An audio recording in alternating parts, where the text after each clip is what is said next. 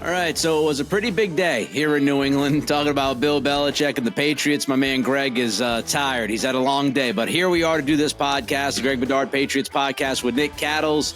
Of course, this episode brought to you by FanDuel, the exclusive wagering partner of the CLNS Media Network. Right now, new customers get $150 in bonus bets guaranteed when you place a $5 bet. Let's start with the first question for you, Greg. When did you find out that Belichick was going to be mutually parting ways? And what was your first reaction to it? I heard this morning when I woke up, Jerod has the morning shifts. I have the late night shifts because I have to edit and put ESJ to bed. So I woke up around 9:30 to the news. I mean, I didn't really have any reaction to it. Certainly the wording from Schefter and ESPN was interesting, and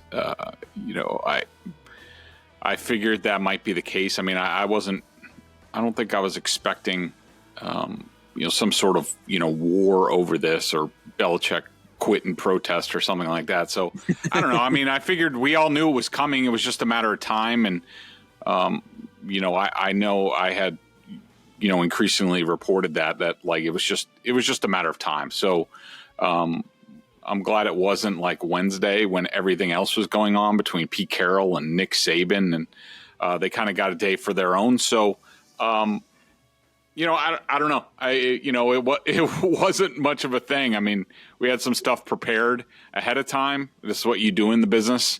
Everybody does it. Get stuff in the can, so to speak. And then you can adjust on the fly, but, the odds were strong that was going to happen, by the end of the week. And I'm glad they did it on Thursday instead of like a Friday.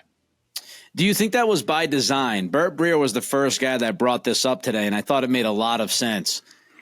Maybe, just maybe, they knew this was going to happen yesterday afternoon, but Belichick also knew that Saban was going to retire. Do you think that played a role at all? Give Saban his flowers last night and save this for this morning.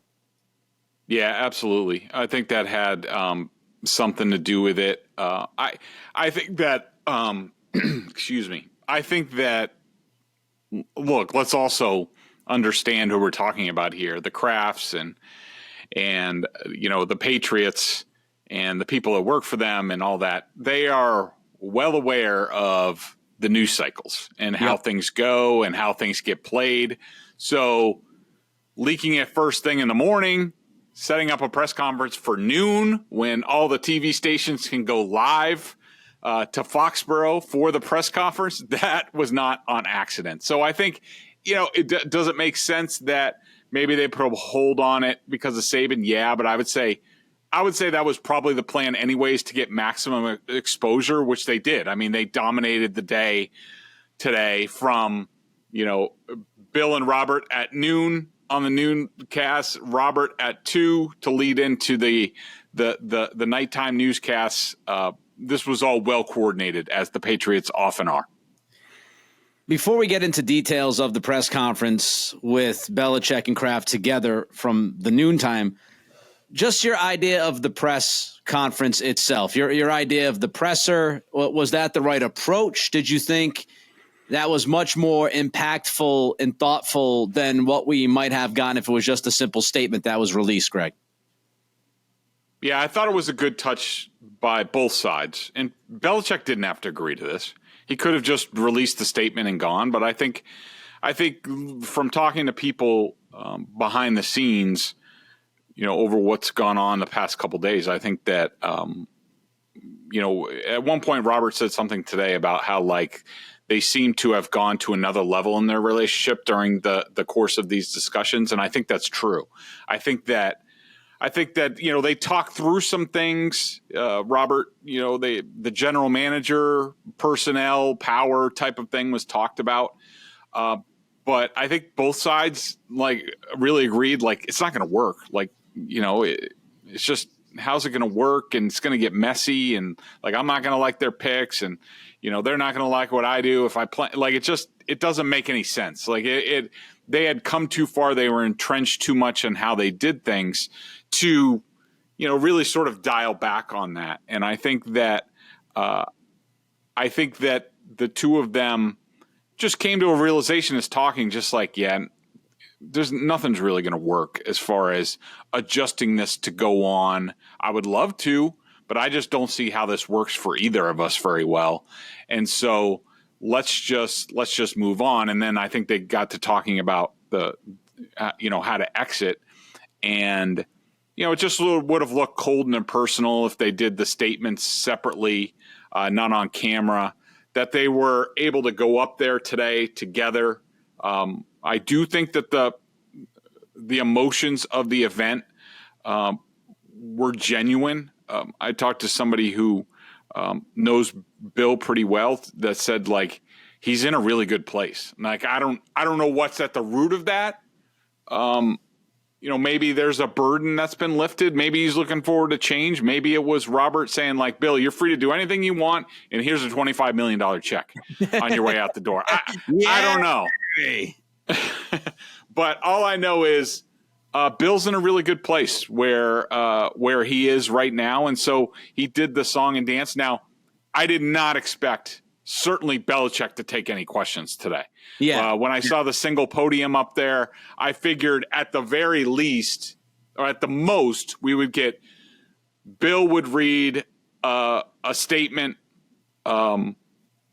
Kraft would read a statement. They'd mug for the cameras. This is really what it was. It was a photo opportunity for Patriots Nation and a way to put a bow on their 24 years together and all the success and all that. Put a nice bow on it at the end. And, maybe Kraft would have taken questions after that while Bill sort of left. But I think this was, at the end of the day, I think this was the best way to do it. I liked the way they did it. Not only for themselves, but also the fans. I thought it was handled really well. I thought Bill Belichick today was genuine. And I thought you could really feel the moment when he was up there. First of all, no notes, Greg, that I could see. Maybe you saw notes, but it seemed like this was straight from the heart, straight from the head. He didn't have anything necessarily written down. And I was surprised, Greg. I don't know if you were surprised, but I was surprised. He got a little emotional when he started talking about the fans. He started talking about the parades and all of that. You could hear his voice going weak in and out every once in a while. And it wasn't because he's been sick. You could hear that quivering, that emotion within him. Were you surprised at all that we had a little touch of emotion from Bill today? Yeah, I wasn't surprised at the emotion in general. I thought we might get that a little bit because it was something terrific, something the NFL has never seen, something historic was coming to an end, and nobody knows the history of the NFL better than Bill. So I thought he would be, at some point he would be emotional, but where he did it, talking about the fans, that surprised me. Not that I didn't think that, he didn't have emotions towards the fans or anything like that. That it was there at that moment.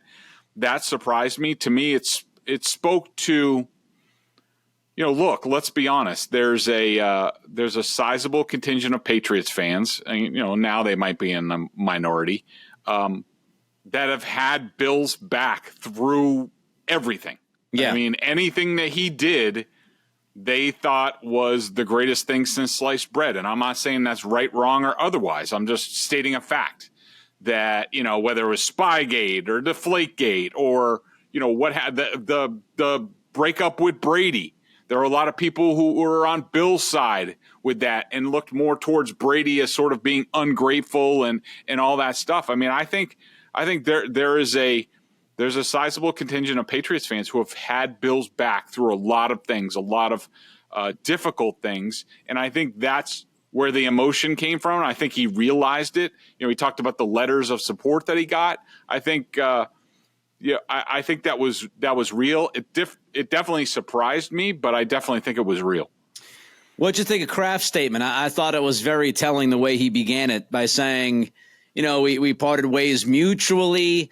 And then he made sure that he said amicably and almost like in all caps to everybody in the room, amicably. Just your thoughts on Kraft's statement, which was obviously a red statement from something that was prepared.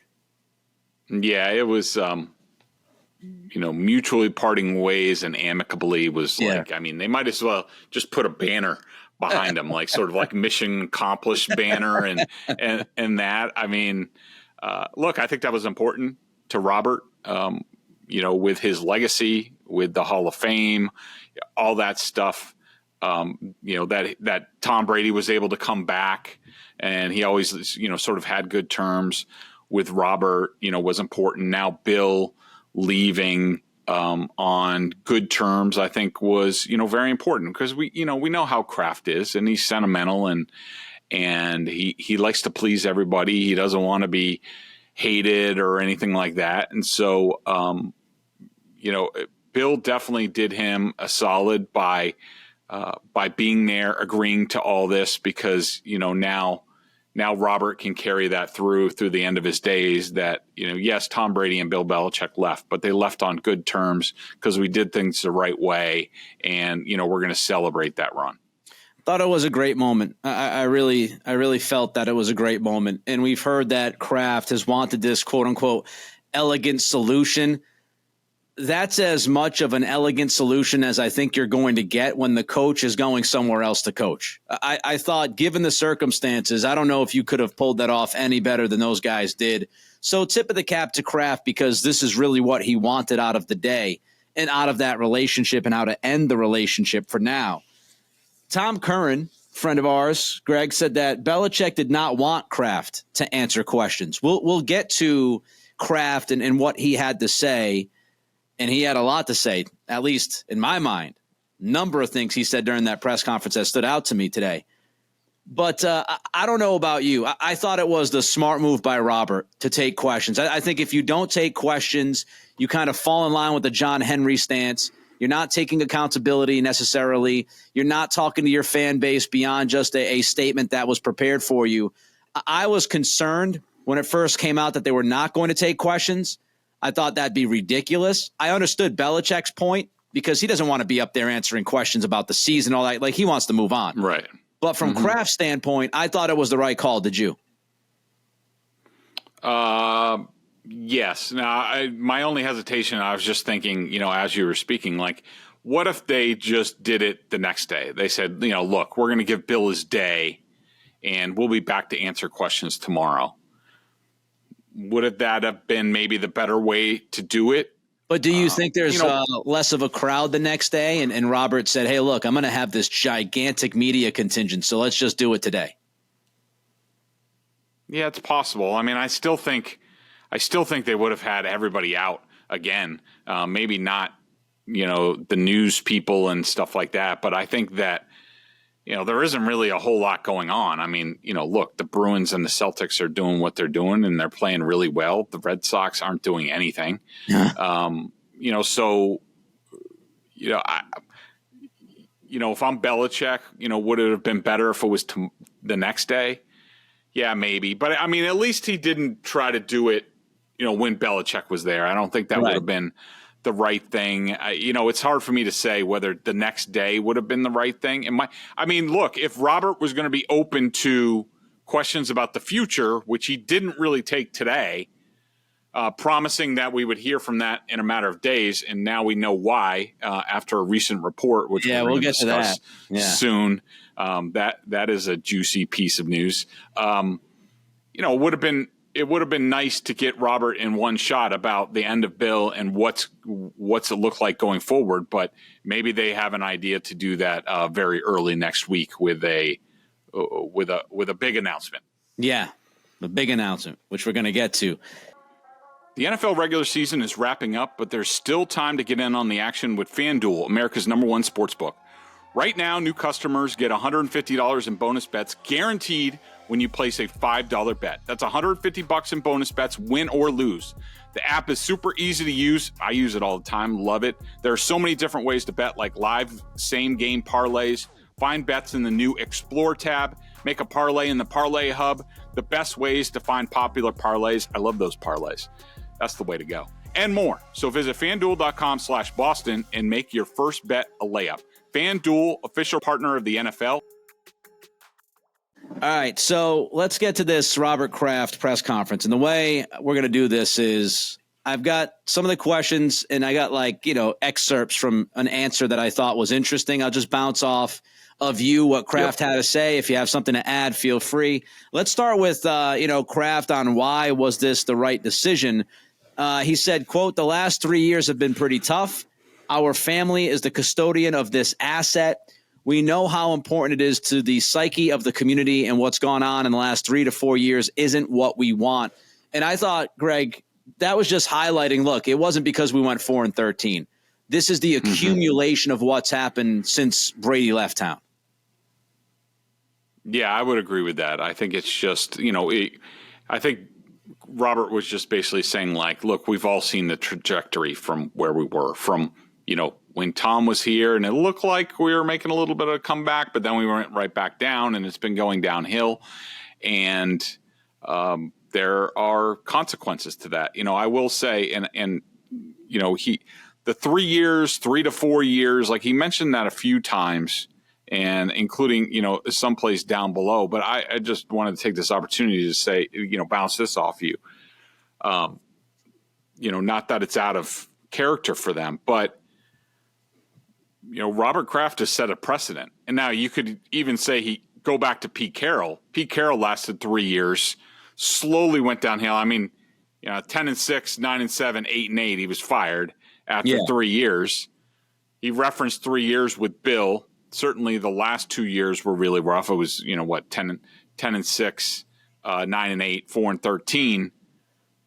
You sort of set a precedent that, whoever's next, Jerod Mayo, when it gets to be 3 years, if there's not progress, if it's just around like 500 or stuff like that, the precedent is set. The clock is ticking.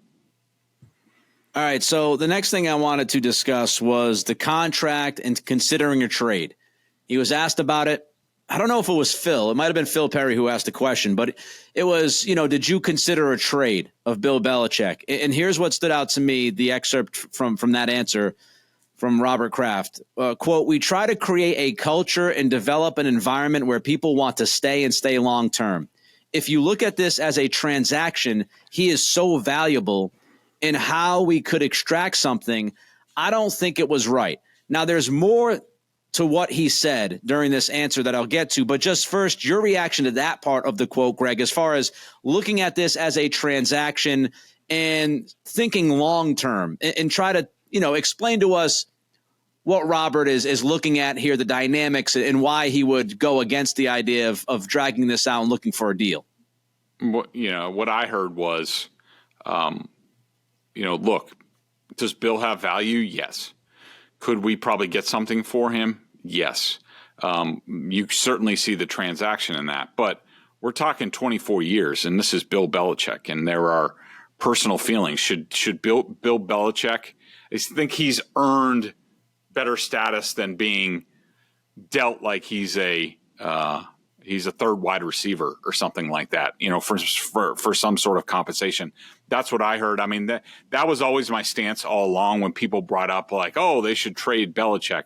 Like, I was just like, look, guys giving you 24 great years. And, when people talk about the money, yeah, Bill gets paid a lot of money.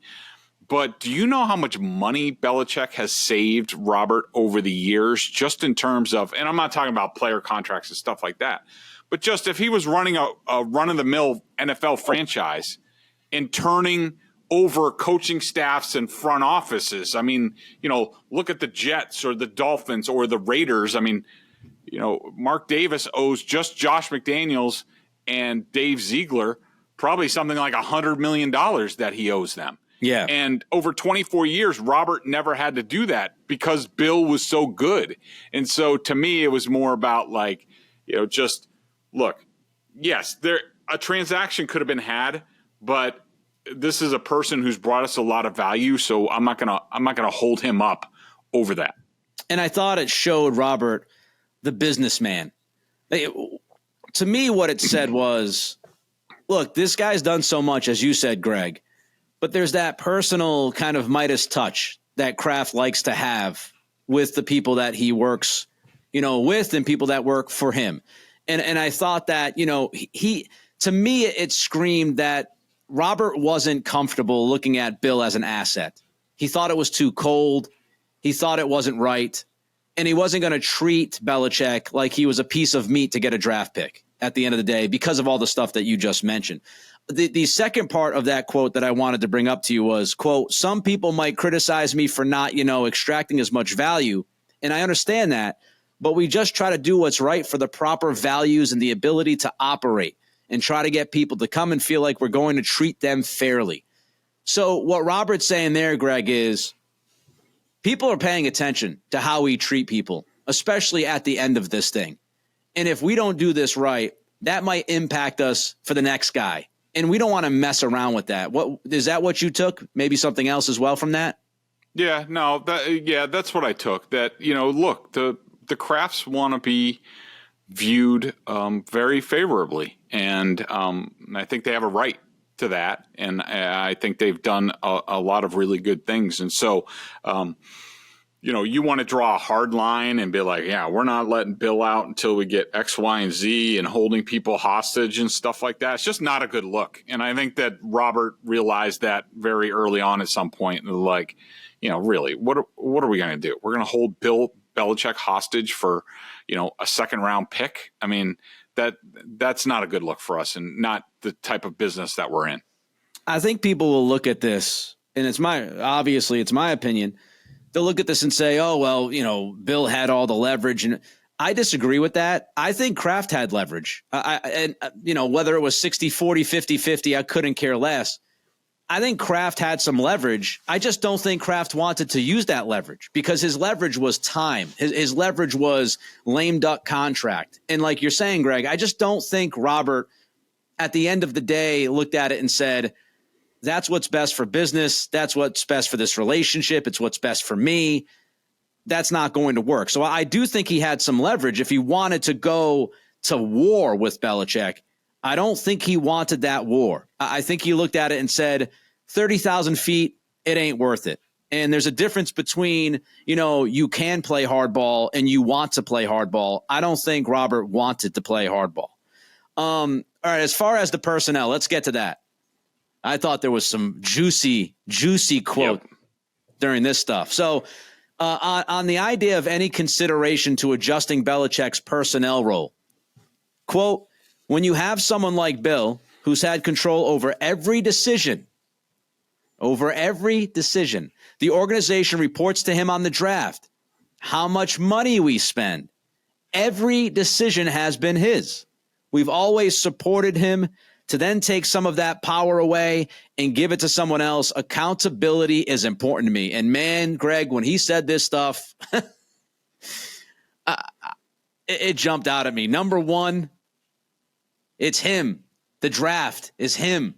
The money. Robert knows people talk about the money. Robert knows Felge likes talking about the money spent. The money that we spend on him. Every decision has been his. He brought up accountability. I thought it was diplomatically kind of presented, but I thought that told us an awful lot, Greg. Yeah, I agree. I mean, Robert was definitely saying like, look, the reason we got here and the decisions as far as the draft and free agency and the money and all that stuff, it was Bill. It was Bill. And that's how we're going to fix things because Bill's not in the mix anymore. And we're going to have a collaborative process and we're going to have, a head coach who works with the personnel department. The personnel department, mostly takes care of picking the players and they work in concert and zippity doo dah, like everything is happy. And, that wasn't the case with Bill. That it was, this went downhill because of Bill. And I did think it was interesting that, it seemed like they did broach the subject, but like I said earlier, that they came to the realization like this isn't going to work. There's no way for this to work. Yeah. Like I'm not going to listen. They're going to think this, like he's, and Robert even said like he made up a conversation. It was his pick, like Bill saying it was his pick and it was a bad pick. And then the GM saying he didn't play him the right way. And Kraft said it just wouldn't work in my opinion. And I completely agree with that. Found it interesting that he brought up the accountability too, because I just have to wonder multiple times this year, Greg, Bill's been asked about personnel and he's kind of danced around it. You know, like, I'm not the only guy. There's a group of people collectively, blah, blah. And I just wonder if that rubbed Robert the wrong way a little bit. And so this was his opportunity to remind everybody, no, that he was the shot caller. Mm-hmm. He was the shot caller. He made the calls. And he tried to be a little bit mysterious about it and not always take accountability for some things, but he was the guy. About consolidating power, that was asked of Kraft. A little tidbit I want to ask you about. He said he made it a point, Robert made it a point, that Belichick did not get all of this autonomy and power until after the third Super Bowl. Why do you think he said that? Was that to defend himself, giving Belichick that power? Was that a message to maybe the next head coach that, yeah, you're not going to walk in here and get all that power right off the bat? Yeah, I would say some of the latter, but also saying, like, look, it wasn't all Bill. I mean, the whole time, like, it was, yeah, he had a lot of power for a lot of years and did a lot of really great things. But the way this dynasty started, you know, it wasn't Bill Belichick was the end all be all of everything. So I think both things work together. Thought it was interesting. And then we got to another juicy point. All of us, this is Kraft, all of us need checks and balances. We need Dr. Nose around us. Protect us from ourselves. As things evolved and you get more power, sometimes people are afraid to speak up.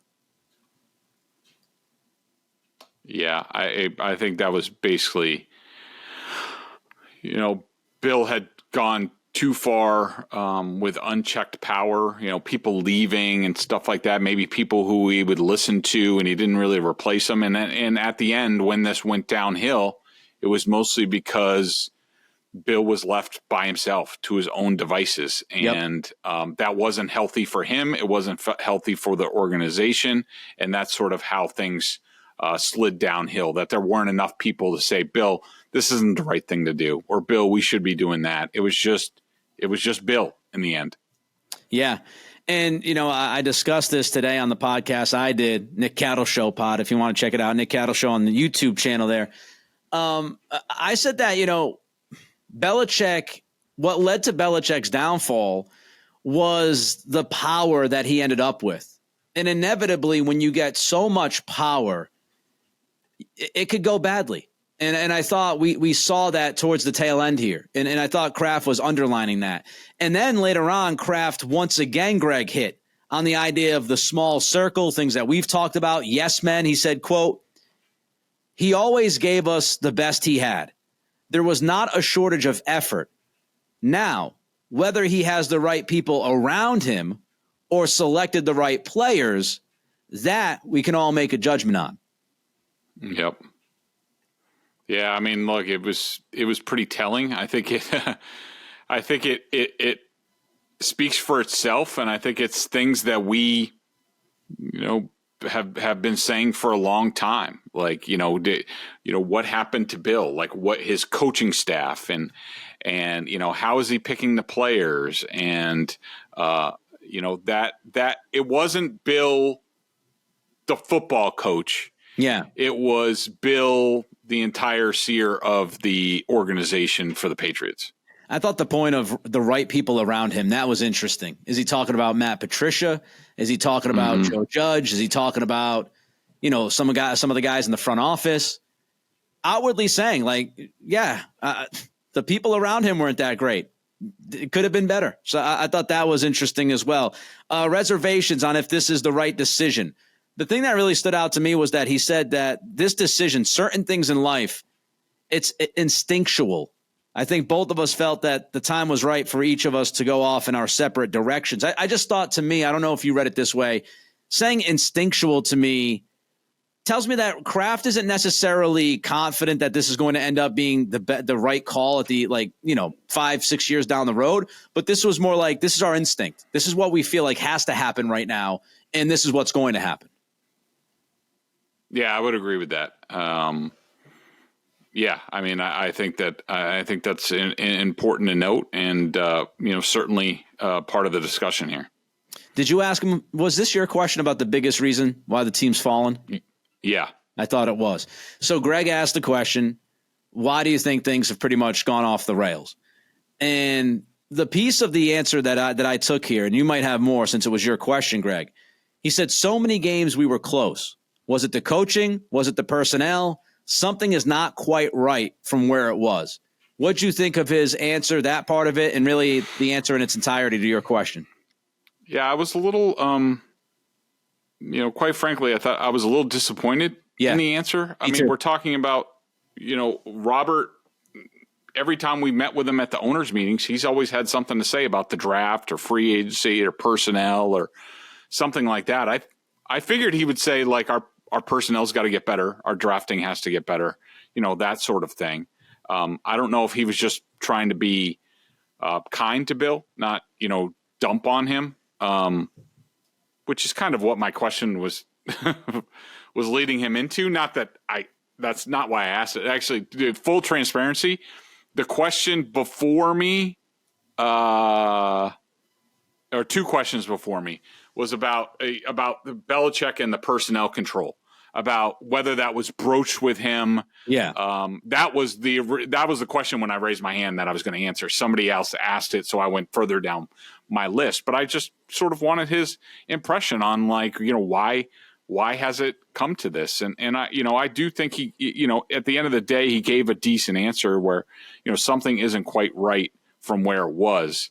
And, that just reinforces that, from where we were competing every year, maybe he doesn't think it was just Tom, that, some things had fallen off. And I think it's a combination, coaching and personnel. But I will say I was a little disappointed in his answer. I mean, look, if you're going to move on from Bill Belichick, and there's some of our listeners here who probably aren't happy about it, and, considering what they might do after him, is legit. Like, I still think he was a really good coach. I would have tried hard to find if there were other ways to do it. Maybe they did, maybe they didn't. But if you're going to move on from Bill Belichick, who's still a really good coach, and he's going to be wanted by somebody else, you better know exactly what the problems are and how you're going to solve them moving forward for the organization. Because if you're just like, oh, we're not as good as we once were.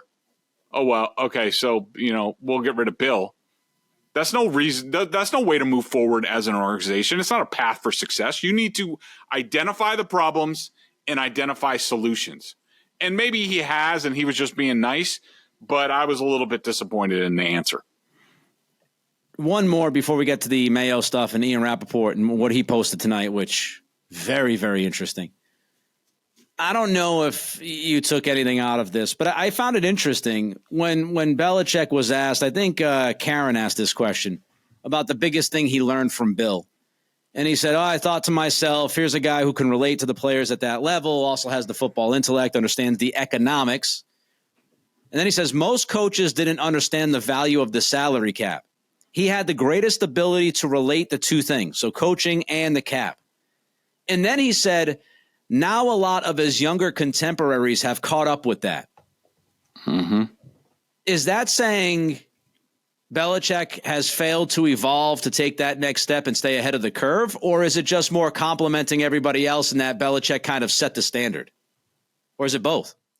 I think it's the former. I think he's saying that, like, look, and this is true, and this is why the Patriots, a good reason why, along with Tom Brady, why they were so successful, especially in the first part of the dynasty, where Bill was ahead of everybody else in terms of tapping into, sort of low money veteran free agency, filling gaps, how he looked at players, how he valued them in terms of free agency and cap space and stuff like that. Like, Bill was way ahead of the curve, and he really was.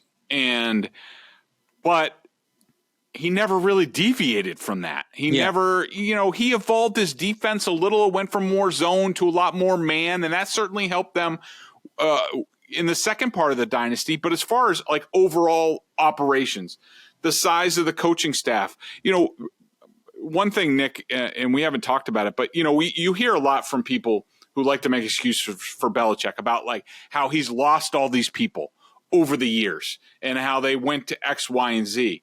Well, if you look at these other places, like, for example, Baltimore with Eric DaCosta, I mean, first of all, nobody ever leaves Baltimore. Seattle has all these people in-house that they've been able to keep. And a few guys leave here and there. The Dallas Cowboys, Will Clay, who is, could basically get any job he wanted to. They never leave. The Bengals front office people, they never leave, despite other people, the owners having personnel say in Cincinnati and Dallas.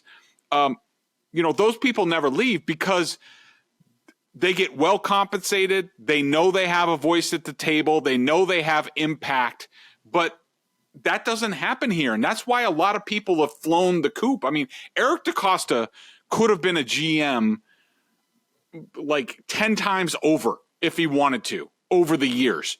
But he liked it in Baltimore. He liked the way he was paid. He liked the way that Ozzie, listened to him, and he had input and he could see it. But that never happened here with Bill. So that's been a blind spot for him. So I think just in a lot of different ways, salary cap, working contracts to get more cap space and putting it in the future and to help the team now. Like Bill never did any of these things. So I think Kraft is just saying Bill was on the cutting edge. And that's why we rose to prominence. But he never really learned any new tricks, and everybody else sort of passed us. All right, let's get to Ian Rapoport and the NFL Network. It's about an hour ago. We're recording, obviously, on Thursday night. Sources.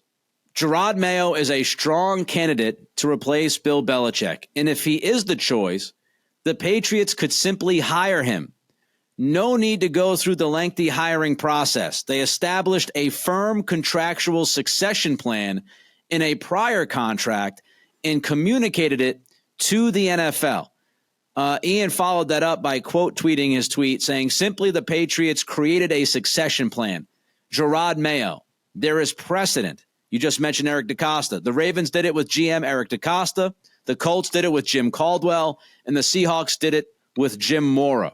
And I can't get to the sound right now, but apparently Rapp was on the NFL Network just a little while ago and talked about how the Patriots contractually established Mayo as the successor to Bill Belichick. There's a lot here, but I saw your reaction on Twitter/X, and it was wow. Just your thoughts, Greg, when you saw this, other than the wow.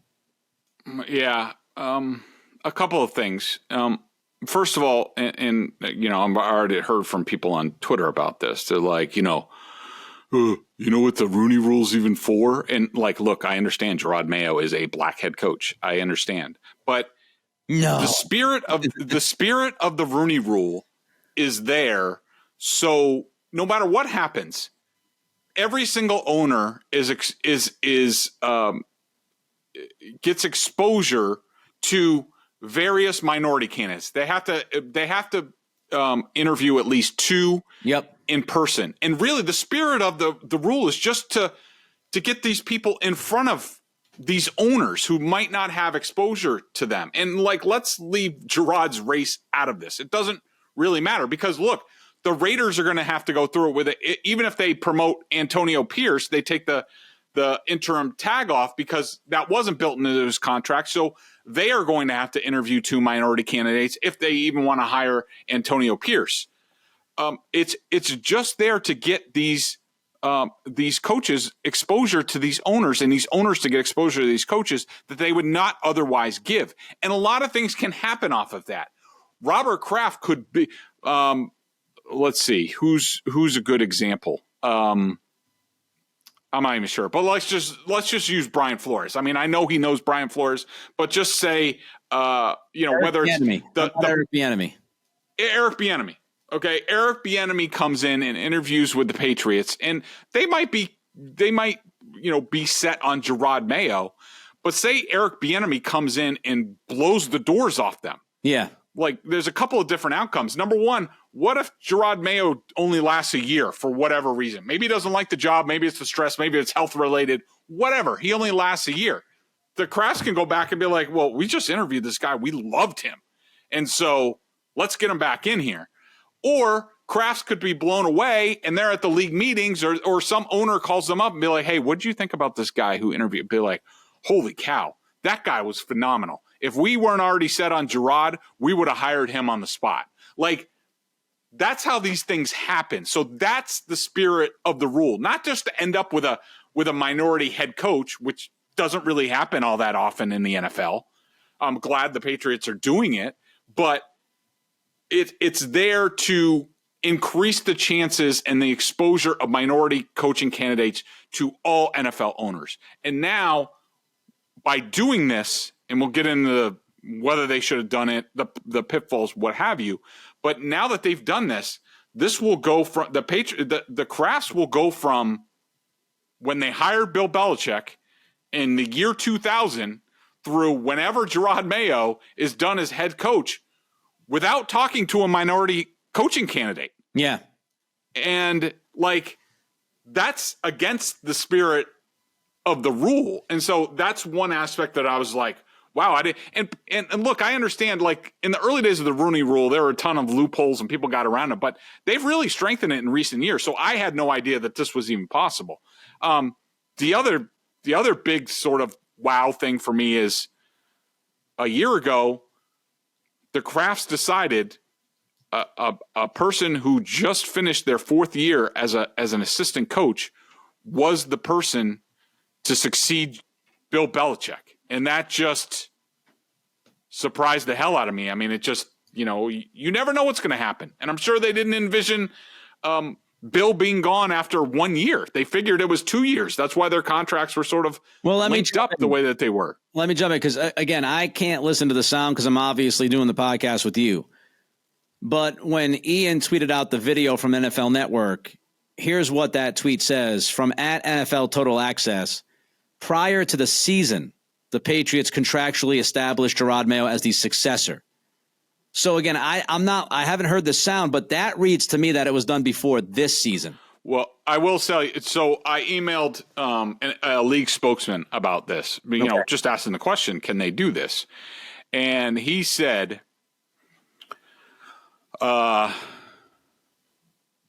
commenting on specific coaching situation, but the policy, the Rooney Rule, doesn't apply in cases where an individual had a pre-existing commitment from an organization to become the next head coach. That would have to be included in his contract that was filed with the league prior to the beginning of the season. So, who knows when that was put in? I mean, I don't know what would have changed from, they wanted to keep Jerod and not let him interview for head coaches in February or March to, I don't know, August when they put this in, but I don't know.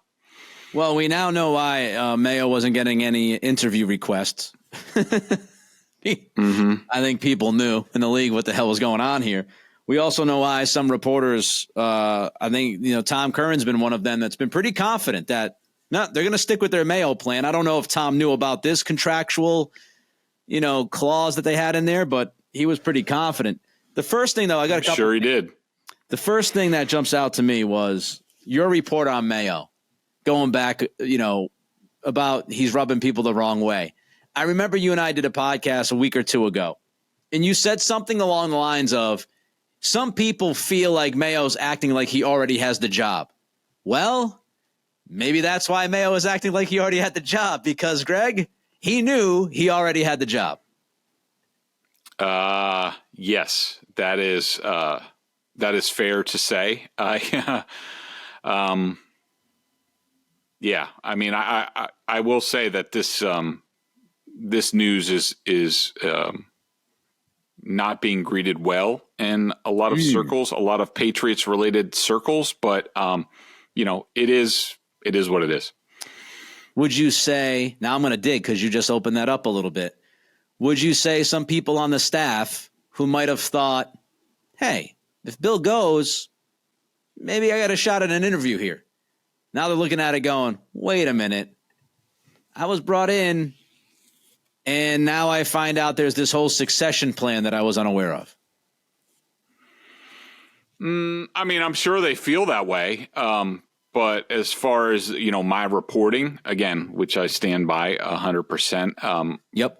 I don't think anybody knew about this. I mean, right. I've already gotten a bunch of texts. Would that bother them? That's what I'm saying. Would that rub to turn it around? Would that rub those people the wrong way? That, oh, wait a minute. So there was a whole succession plan here, and I might not have had a shot. I mean, for example, Bill O'Brien. Did Bill O'Brien think he might have had an outside shot at this head coaching job if Belichick left, and now he's sitting there going, wait a minute, I guess I had no chance from the beginning? I know. And when he accepted the job, let's just put it this way. And I don't know. I haven't talked to Billy about this, just to say straight up about this. I haven't talked to him all season. He was brought back here. Did he possibly think like, well, maybe I would have a chance to succeed Bill if things go, really well at some point. And then, to find out now that it was in the bag already, that it was Jerod no matter what, I don't know. I wouldn't feel great about it. Is this leaked tonight because of just the Bill Belichick story and everybody's wondering who's going to follow him? B, a lot of talk about Mike Vrabel. The way you can kind of squash that is saying, we got a succession plan. Or C, both of those, all the above. I think it's mostly, I would say it's from the Patriots, from the Krafts, with people being like, oh, well, what's next? And I think they're going to move pretty quickly on this. I think this was leaked on purpose. I don't know if it's going to be tomorrow or early next week, but I think they're going to announce this pretty soon. I think, after with Bill leaving and what a momentous occasion that was, well, let's get right into, what we're going to do next. And, here's the new vision, the new day of Patriots football. I think it's going to happen pretty quickly now that this was leaked. Is this unfair for Mayo? It makes it look like he had this inside track a year or two ago, and this was all kind of settled, and maybe he didn't necessarily earn it the way he should have earned it. This was, maybe some people will look at this and say it was given to him. I'll say that I don't think he cares. Look, this is a guy. He's won a head coaching job. Shit. How about that? That's what I gotta say. I'm one of 32. But I will say, I will say, in the grand scheme of things, from our perspective, man, this makes it even rougher on Mayo. It was one thing to replace Bill Belichick, which is rough enough. But now that, the Krafts passed up the opportunity to really vet him and put him up and say, this is the right guy for the job. They have no idea. They haven't talked to anybody. They've really sort of put Jerod on the spot. So not only is he replacing Bill Belichick, but now he's such a good coaching candidate that the Krafts didn't even need to entertain anybody else, including Mike Vrabel. There was a story about how Belichick, he pretty much recruited Mayo to be a coach. He wined and dined him, and he worked hard at trying to get him onto the staff because he thought he could be a good coach. How much do you think Belichick had to do with this? Not to say that he would go to the Krafts and say, "Oh, I think you should hire Mayo as the next guy," but do you since Belichick had his fingers in pretty much everything, do you think this was bounced off of him? Do you think this was a suggestion by Bill, or they asked him for a recommendation and Bill said, "Yeah, I think Jerod could be the guy"? Or do you think Bill would not touch that with a 10-foot pole? He was more focused on his job. I think that the story, whether it's real or not, will be Belichick gave his blessing for this, blah, blah, blah. I asked somebody who would know about, do you think Bill knew about this? And their comment was, sure, he's excited to be moving on. Oh, interesting. Mm-hmm. Interesting. But I mean, let's talk about this. See, let's just talk about this in general. Look, I'm not commenting on who the Patriots are going to hire whoever they want. And I just want to make this clear, just in case anybody has any delusions. And I'm sure there are, because there's social media out there and everybody's freaking deluded.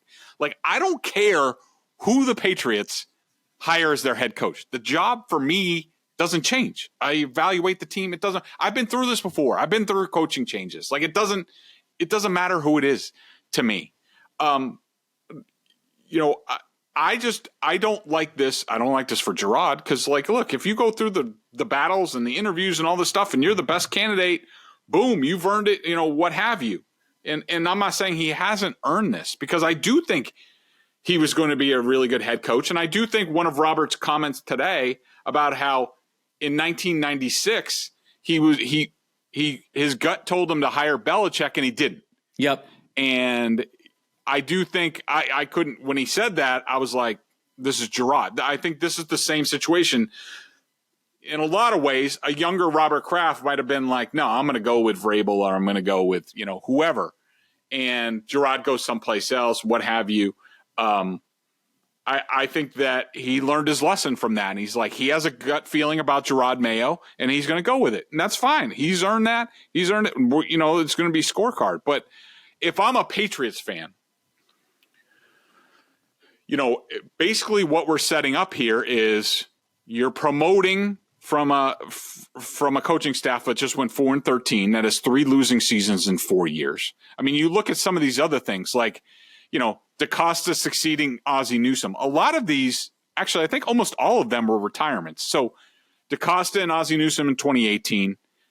Dungy, I think, retired and turned it on to Jim Caldwell, I think, in 2008. Holmgren retired the first time, turned it over to Jim Mora, who was a hot coaching candidate. To me, this doesn't match up with these other situations because, Jerod was being mentioned in head coaching interviews, but I've heard he didn't interview that well at other places. I don't think he was all that serious. It wasn't like Eric DaCosta, who could have had any job he wanted to. Jim Mora he turned down a head coaching job, like an offer. I mean, maybe he did. Maybe that'll come out that Jerod Mayo had an offer from the Carolina Panthers. Or no, he didn't even interview last time. So he didn't even get the point. I could see the Crafts, if Jerod Mayo was offered a head coaching opportunity and they did this similar to Jim Mora Jr., then okay, I understand. Like, you're keeping track of your asset, but apparently that's not what happened here. But if I'm a Patriots fan, getting back to my original point, and we're moving on from Bill Belichick. This looks like a lot of just deck chair arranging.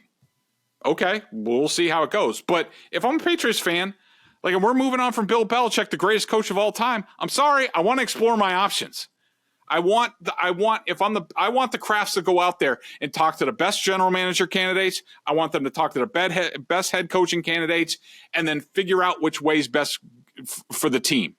And is that hiring a GM first? Is that hiring Mike Vrabel first? Is that, whatever it is? Is it hiring Eric Bieniemy? I don't know, but they don't know either. They don't know what's on the other side now. And to me, if I'm a Patriots fan, that's the disappointing thing, that the Crafts aren't doing due diligence on, and they could be passing up the next great coach in this franchise's history. Maybe they hired the right one. All I'm saying is this puts a lot more pressure on them to get this right, when the chances of this being right based on other succession plans isn't that great.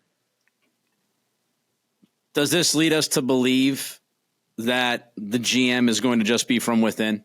Well, I mean, we're at the point of Jerod Mayo was in the succession plan. You have to imagine that Mayo was not the only part of said succession plan, right, Greg? I would think so. Now, there is, one candidate that I think has, there's a few candidates out there that have Patriots connections that maybe Jerod has a relationship with. Like, for example, Trey Brown with the Bengals used to be here, has a relationship with Mayo. Could he get a look this week? Could that be the guy that, as far as these things go, I mean, I'm really hoping that they at least do some interviews on the GM side or director of personnel. I mean, you have Jerod, sit him next to you, and I know he was in a lot of interview, free agency, whatever, last year, assistant coaching stuff, the Clem, what have you, Bill O'Brien, their searches for offensive coordinator and offensive line coach. Let Jerod be there and let him pick the guy he wants to work with. And it doesn't necessarily have to be somebody right here. Go look. Maybe other teams are doing something a better way than the Patriots. If Gerod's the guy, let him decide. I will say that if you look at the history, they've hired 2 coaches. Those coaches have both worked out pretty damn well over the long term with obviously Belichick and his success, and Pete Carroll went on to do some great things. So Kraft does have a good track record of picking the right guy. Mm-hmm. It does make you wonder, though, with this process. It's always, iffy when you talk succession plans because of the intent of the succession plan and why was it done, when it was done, and what else was going. It just brings a lot of murkiness to the equation. It doesn't go through the regular process that we're all accustomed to. So when you do something different outside the box like this, it's going to cause some antennas to go up. All right, we've gone really long. Anything else you want to add to a day that was pretty historic, Greg? I did have something, but it just went outside my brain because it's been overheating all day. There was something along the lines of Mayo. Yeah, about Kraft. And look, the Krafts are entitled to make this decision. They are the stewards. They have a really good track record. They're 2 for 2 on Hall of Fame coaches. Jerod Mayo could be number 3. I might not like their process, but it doesn't really matter they're going to pick who they're going to pick. And then, right. We start over. It's just like a draft pick. We all have our favorites in the draft, and the Patriots got this guy or whatever. And that's fine. But as soon as they pick the guy and he's on the Patriots, now it's start from 0. Now we're keeping score. It's the same thing with the coach. So whoever they pick, and it sure seems hella likely that it's going to be Jerod Mayo, we will continue to be fair and balanced and sort of weigh those things, and, we'll see where it is at the end. One last one. I'm going to squeeze it in. Any chance that this was leaked by the Krafts to see what the reaction would be, so they might have the opportunity to possibly pivot and talk to a Mike Vrabel or go out and interview some people? Is that anywhere near a chance of a possibility? Or no, this is set out, it's leaked out because they're ready to announce this bad boy? I think it's the latter. I'd like to say it's a little bit of the former. By the way, one other thing I wanted to mention about this. So I've been seeing all these various polls, Twitter polls, NBC Sports Boston, what have you. And they put, who do you want as the next head coach? Bill Belichick, Mike Vrabel, Jerod Mayo, somebody else. It was always Belichick and Vrabel neck and neck, and Mayo was at 5%, every single poll. So, I hope they know what they're doing. Like you said, with succession plans, plans are nice. What's Mike Tyson say about everybody's got a plan until you get punched in the mouth? Yep. Well, 4-13 punched them in the mouth. Are they sticking with their plan? Or now that Mike Vrabel's available for free and what he can do, and a proven coach who talking to somebody who worked with him in Tennessee the other day told me he can, and this will sound like Belichick, and this is why I bring it up, he can coach all 3 phases of the game. And this guy who, certainly could have told other tales about Mike Vrabel, couldn't say enough good things about him, said, yeah, he's really hard on assistant coaches. I know somebody else who is. But couldn't be more impressed with him. The outpouring from his players yesterday, immediately after he was fired the other day, that was impressive. Look, I don't know how you're the Krafts. You don't at least bring Vrabel in and talk to him and then decide. And look, if Jerod doesn't like it, it is what it is. Maybe if somebody else hires him, he leaves, you get a 3rd-round pick, compensatory pick for him leaving. I don't know. I don't know how you do your due diligence if you're the Krafts right now. He's Greg. I'm Nick. Episode brought to you by FanDuel, exclusive wagering partner of the CLNS Media Network. New customers get $150 in bonus bets guaranteed when you place a $5 bet.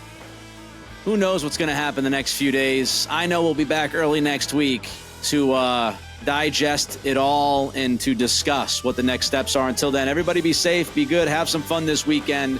It is the Greg Bedard Patriots Podcast with Nick Cattle.